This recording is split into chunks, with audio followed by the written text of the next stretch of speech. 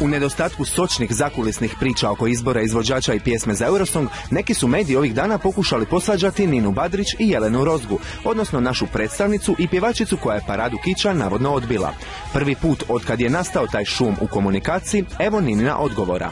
A priori stvarno ne znam da li je to Jelena izjavila. Ja zbilja Jelenu poznajem, simpa mi je, draga mi je i stvarno uistinu želim svako dobro u životu i u karijeri koja je u ovom trenutku u vrlo uzlaznoj putanji.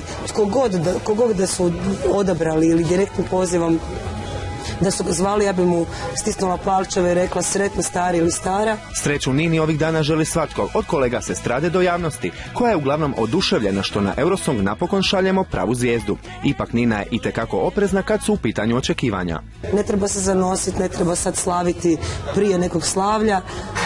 Ja sam dosta skulirana kad je u pitanju ili veliki koncert ili nešto što je meni jako važno u karijeri. Nikad nisam od onih koja se unaprijed zanosi i hajpa, idemo, sve će biti genijalno prije 3 mjeseca.